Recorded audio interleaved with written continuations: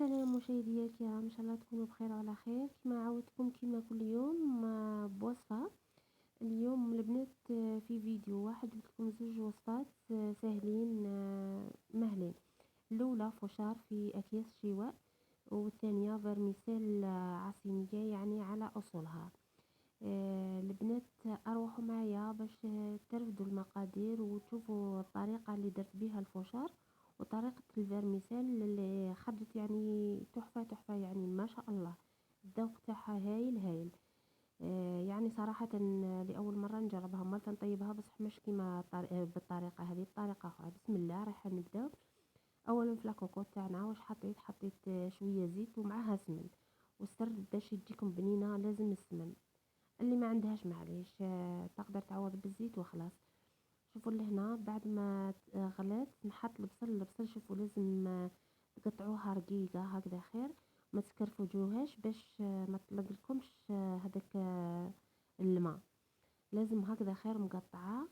والله كيما نقولوا ديروها في الروبو. شوفوا حركوها مليح، سكرفجيها على بالك بلي راح سكرفجيها في الرقيق ورايح يطلق لكم الماء. هكذا خلي يعني حركت نحرك فيها. شوفوا حركوها دائما باش تذوب شويه. لهنا انا واش عندي لهنا هادو عندي جناحتين، نورمالمون جناحتين يعني حطيتهم هكذاك باسكو كانوا كونجلي، غير نحيتهم ديكونجليتهم وحطيتهم. نتوما اللي ننصحكم ديروها غير بالدجاج، ما ديروهاش باللحم.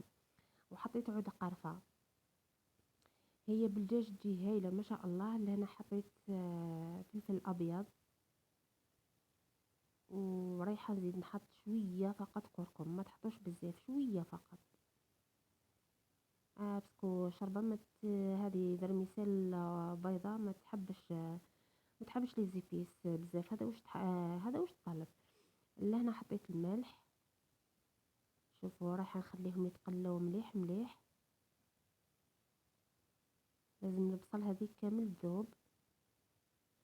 وريحان واش ندير شوفوا هنا في الرغد شويه كاس عفوا شويه ماء او كاس ماء كيما نقولوا سخون هكذايا، وراح نخليها تتقلى مليح مليح.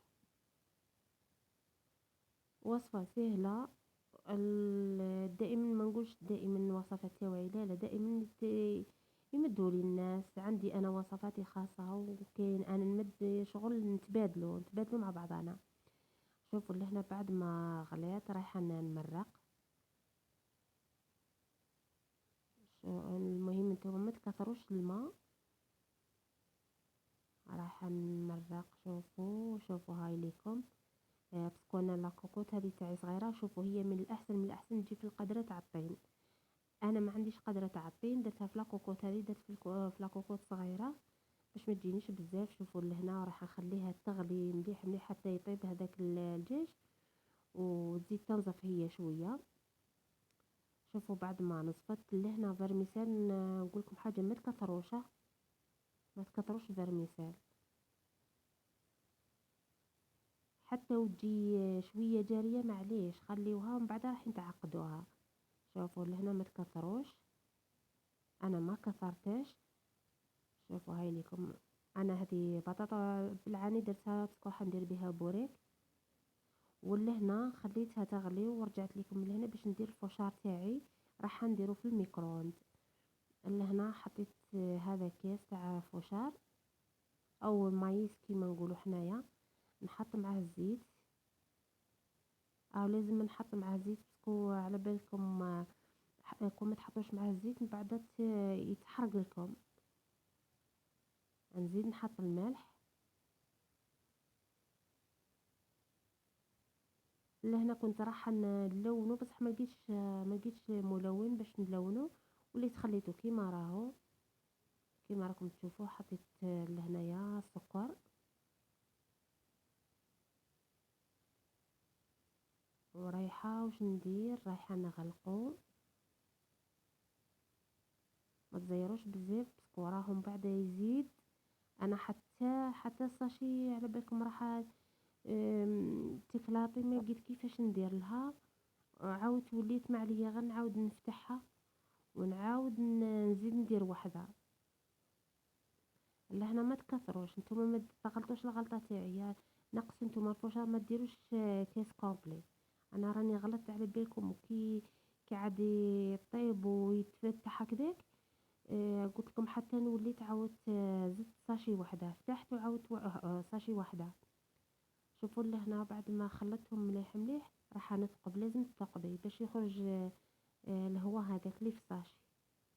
ورايحه نحطو شوفوا بعد ما كملت حطيته في الميكرووند، ورايحه تحسبوا له. المهم ما تديروش نتوما درجه الحراره، ما ديروهاش كبيره باش ما يتحرقلكمش، وحسبوا 5 دقائق برك وتعاودوا طلعوا عليه. شوفوا لهنا البنات بعد ما الفرميسيل تاعي هاكم كيما راكم تشوفوا فيها. لهنا واش حطيت صفار بيضاء معدنوس، والمرق يكون دافي فقط. المرق نحيتهم لاكوكوط، شوف ها دافي برك. وضربوا مليح مليح باش ما يطيبلكمش هذاك الصفار. ها كيما راكم تشوفوا خلطوا مليح بيض معدنوس، صفار البيض معدنوس والقارص ولاصوص. خلطتهم بلاصوص، لاصوص تكون دافيه برك باش ما يطيبلكمش. ورايحه نعاود نحطها. هذه هي الخلطه اللي تعقد لكم. عليها قلت لكم ما تكثروش الفرميسيل. هذه الخلطه اللي تعقد لكم الشوربه تاعنا او الفرميسيل تاعنا. شوفوا هايله، هاي لكم بعد ما خلاص طابت راح نغلق عليها. وشوفوا الفوشار تاعي البنات، هذا اللي قلت لكم عاود ساشي وحده، هذا كيما راهو هكذايا. وراح نقدم لكم. شوفوا هاوليكم الفوشار البنات، جهايل ما شاء الله. المهم جربوه مش راح تندموا. شوفوا كيما راكم تشوفوا هذاك سكر كراميل خرج ما شاء الله يا البنات، حلو وهايل. ولا هنا شوفوا الفرميسيل تاعي يعني ما شاء الله، مام الذوق خرج يعني روعه. سيرتو انا ما نكذبش عليكم، من لهنايا ذوق القرفه نموت عليه في صوص بيضاء كيما راكم تشوفوا. المهم البنات دعواتكم لينا، والسلام عليكم ورحمه الله وبركاته.